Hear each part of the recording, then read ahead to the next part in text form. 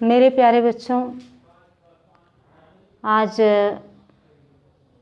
विद्यालय के इस प्रांगण में मैं आप लोगों के मंगलमय भविष्य की कामना करते हुए माँ सरस्वती से प्रार्थना करती हूँ कि आप लोगों का भविष्य मंगलमय हो। देश में फैले हुए एक कोरोना जैसे महामारी संकट से माँ आप लोगों को दूर करे और पुनः पूर्ववत अध्ययन करने का मौका दे। बच्चों, इसके पहले वीडियो में हमने आप लोगों को व्याकरण की जो शुरुआत किया था उसमें बहुत ही थोड़ा अभी पढ़ाया जा चुका है। वर्ण, वर्णमाला, व्याकरण, वर्णमाला के भेद। अब आज जो है हम आपको स्वर और व्यंजन बता चुके हैं। स्वर किसे कहते हैं और व्यंजन किसे कहते हैं ये आपको पहले बताया जा चुका है। अब आज स्वर का भेद और व्यंजन का भेद क्या है इसके विषय में हम आपको बताने जा रहे हैं। बच्चे ध्यान से समझेंगे, सुनेंगे, उसको अपने मस्तिष्क रूपी कॉपी में नोट करेंगे, क्योंकि व्याकरण जो है वह एक अस्थायी ज्ञान होता है, वो कभी बदलता नहीं है। देखिए, आज हम आपको बताते हैं स्वर के भेद। स्वर के भेद। स्वर आपको पहले बताया जा चुका है कि वे वर्ण जो किसी दूसरे वर्ण की सहायता से नहीं बोले जाते उन्हें स्वर कहते हैं। उसको भी बताया गया आपको।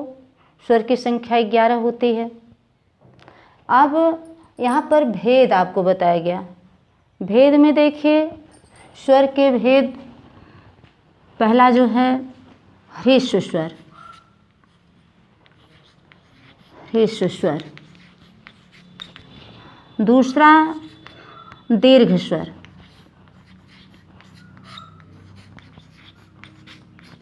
और तीसरा जो है एक प्लुत स्वर। प्लुत स्वर, ध्यान दीजिएगा। ह्रस्व, ह्रस्व का मतलब होता है छोटा। ह्रस्व का मतलब होता है छोटा। वह वर्ण जिसको बोलने में कम से कम समय लगता है वो ह्रस्व स्वर कहलाता है। जैसे अ, इ, उ, री। ये चार जो हैं वो आपके क्या होते हैं? ह्रस्व स्वर कहलाते हैं। अ, इ, उ, री। आ गया होगा समझ में आपके। अब देखिए, यह परिभाषा इसकी होगी, जैसे आपसे पूछा जाए कि ह्रस्व स्वर किसे कहते हैं, तो वह वर्ण जिसे बोलने में कम समय लगता है, कम से कम समय लगता है, उसे ह्रस्व स्वर कहते हैं। आ गया होगा आपको। इसके पहले बताया जा चुका है, पुनरावृत्ति है आपकी। ह्रस्व स्वर वह स्वर या वे वर्ण जिसको बोलने के लिए कम से कम समय की आवश्यकता होती है, कम से कम समय लगता है, उसे ह्रस्व स्वर कहते हैं। जैसे अ, इ, उ, री। जैसे अ, आ, इ, ई। ऐसे आपको शुरुआत में बताया गया होगा। तो जो कम समय लगता है वो ह्रस्व कहलाता है। दूसरा आ गया दीर्घ। दीर्घ माने बड़ा। दीर्घ माने क्या होता है? बड़ा। तो अब इसकी परिभाषा उसी तरह से होगी कि वे वर्ण जिनका उच्चारण करने में 2 मात्राओं का समय लगता है उसे दीर्घ स्वर कहते हैं, या वे वर्ण जिनका उच्चारण करने में अधिक समय लगता है। दोनों तरह से आप जैसे भी उसको समझ सकें। वे वर्ण जिनका उच्चारण करने में अधिक समय लगता है या 2 मात्राओं का समय लगता है। कितना? 2 मात्राओं का समय लगता है।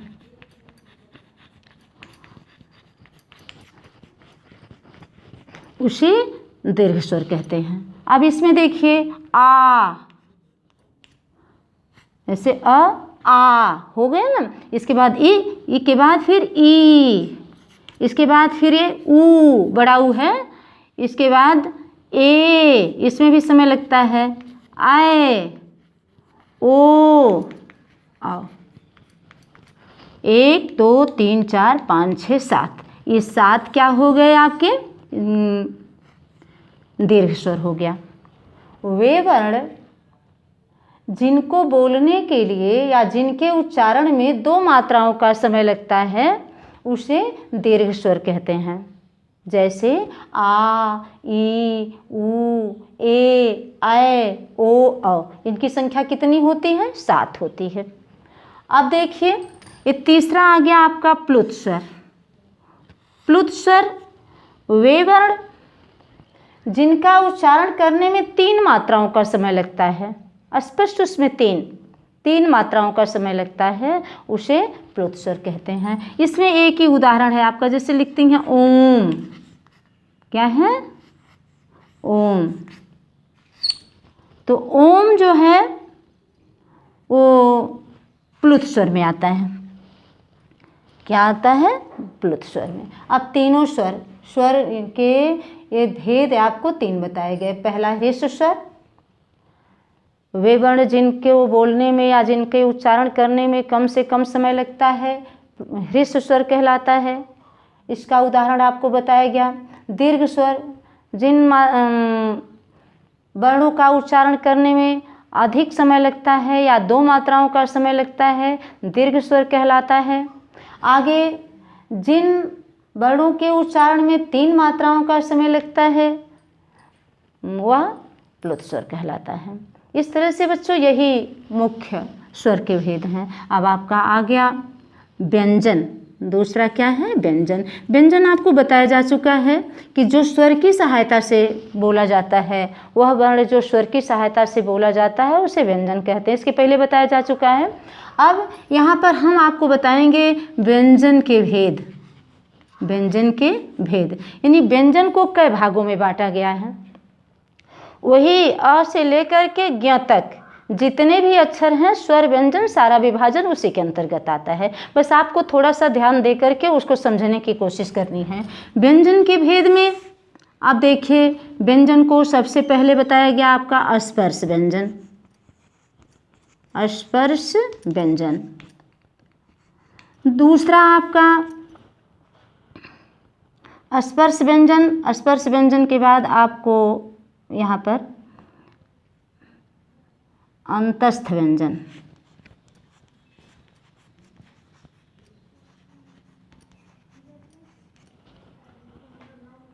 तीसरे पर होगा ऊष्म व्यंजन। ऊष्म व्यंजन। अब चौथे नंबर पर आपका होगा संयुक्त व्यंजन।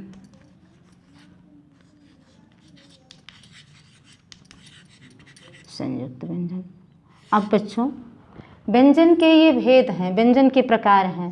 पहला स्पर्श व्यंजन, दूसरा अंतस्थ व्यंजन, तीसरा ऊष्म व्यंजन, चौथा संयुक्त व्यंजन।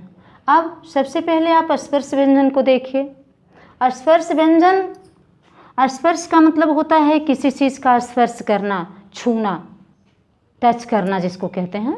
तो अब वे व्यंजन या वे वर्ण जिनका उच्चारण करने में मुख के किसी न किसी अंग का स्पर्श होता है, वे वर्ण जिसका उच्चारण करने में मुख में किसी न किसी अंग का स्पर्श होता है, उसे स्पर्श व्यंजन कहते हैं। परिभाषा आ गई होगी आपको। स्पर्श व्यंजन वे व्यंजन जिनका उच्चारण करने में या वे वर्ण जिनका उच्चारण करने में मुंह के अंदर के किसी न किसी अंग का स्पर्श होता है, उसे स्पर्श व्यंजन कहते हैं। ये परिभाषा आपकी हो गई। इसके बाद स्पर्श व्यंजन को 5 वर्गों में बांटा गया है। कितने वर्गों में बांटा गया है? 5 वर्गों में बांटा गया है।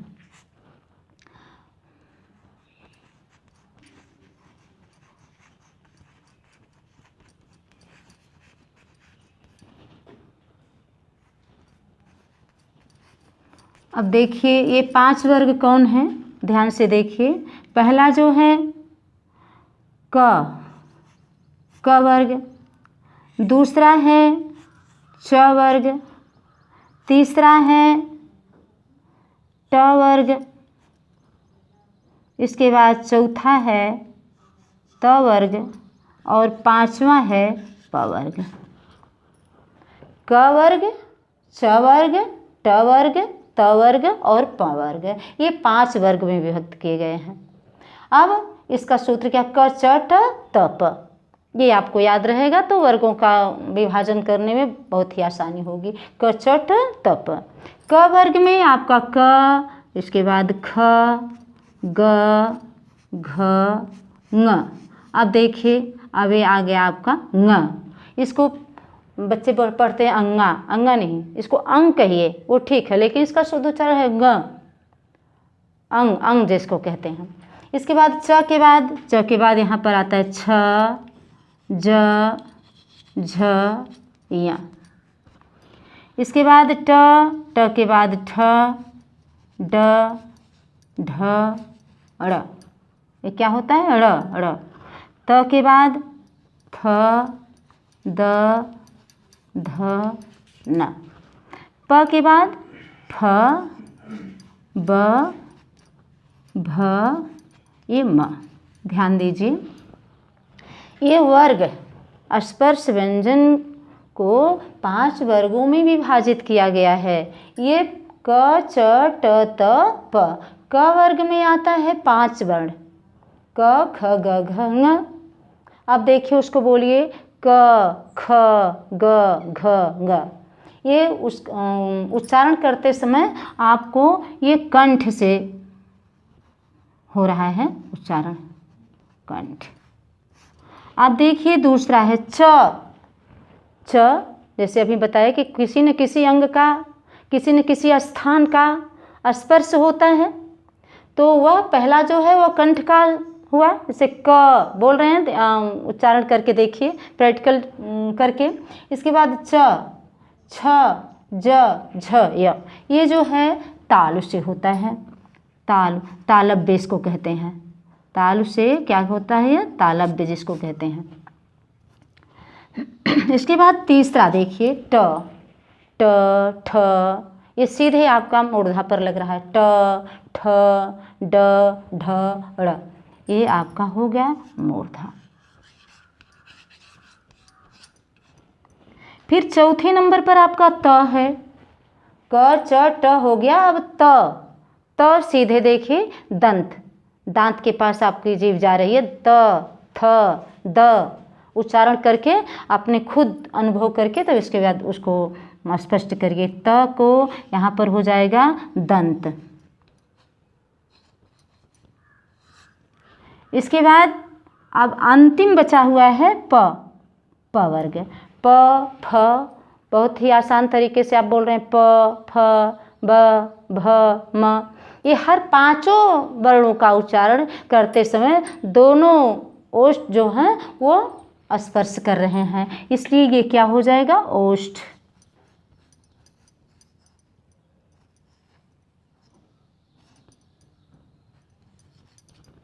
अब ये 5 वर्ग आपके सामने हैं, क वर्ग, च वर्ग, ट वर्ग, त वर्ग, प वर्ग।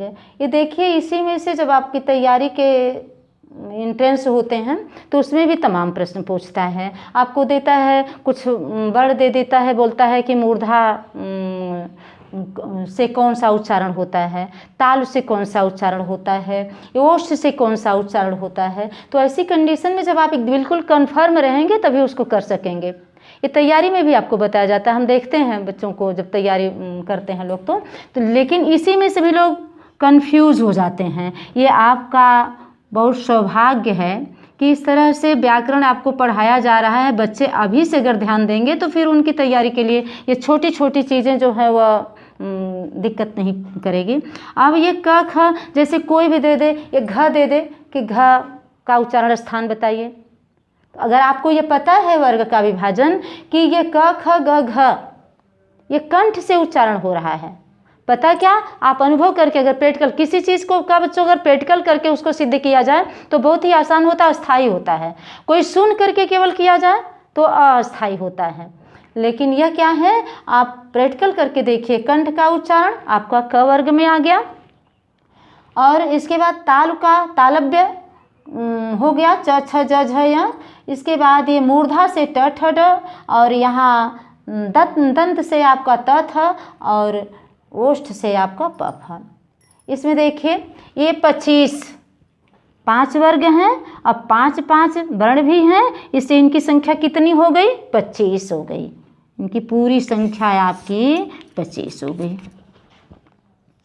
अब देखिए 11 इधर हो गया आपका, 25 ये हो गया। अब इधर आइए, देखिए दूसरा आ गया अंतस्थ व्यंजन।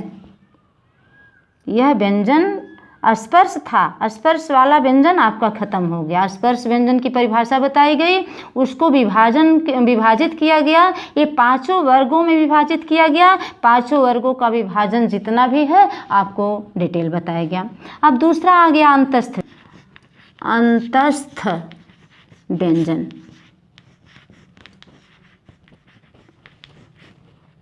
अंतस्थ व्यंजन में देखिए आता है य, र,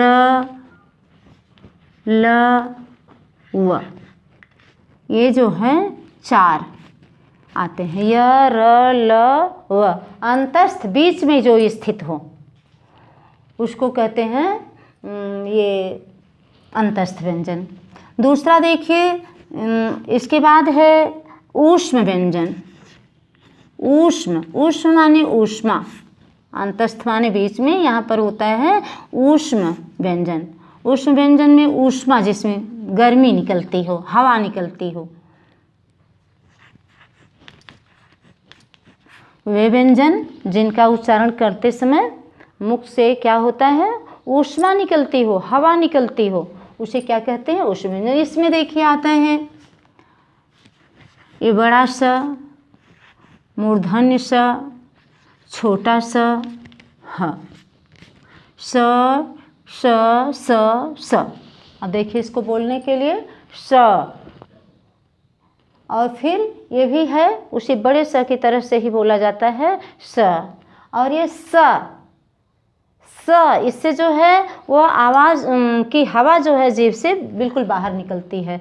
ह से भी पूरी तरह से। अब उसको देखिए आप, श, श, स, ह बोल करके करिए। ये हो गया ऊष्म व्यंजन। अब चौथा आपका है संयुक्त व्यंजन। अब देखिए संयुक्त,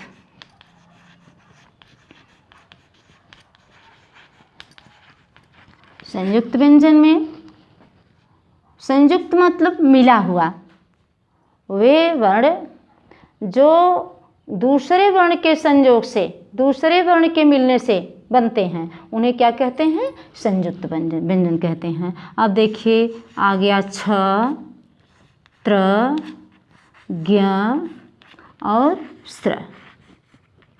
ये जो हैं आपके संयुक्त व्यंजन हैं। जैसे छ है तो छ में जब इसको अंग्रेजी में आप लिखते हैं तो लिखते हैं के एस एच, तो यह क्या होता है, क धन श धन अ बराबर क्या होता है, छ हो जाता है। तो ये वर्ण जो है एक में मिल करके इसका निर्माण करते हैं।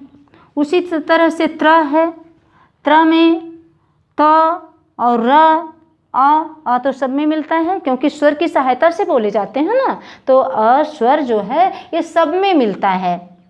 तो वह क्या हो गया, जैसे त्र हो गया तो त्र में त धन र धन अ क्या हो जाएगा, त्र हो जाएगा। उसी तरह से ज्ञ, ज्ञ है ज य अ क्या हो गया, ज्ञ।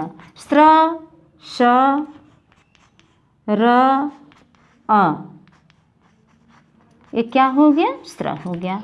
इस तरह से आपके ये संयुक्त व्यंजन हो गए, छ त्र ज्ञ और स्त्र। अब इसमें आपको बताया गया था अतिरिक्त व्यंजन, जैसे क अ से लेकर के ज्ञ के बाद ये 3 अक्षर आपको बताए गए थे। एक बताया गया था ड़, एक बताया गया था ये ढ और एक बताया गया था ये स्त्र। तो स्त्र तो आप यहाँ पर देख लिए संयुक्त व्यंजन में आ गया।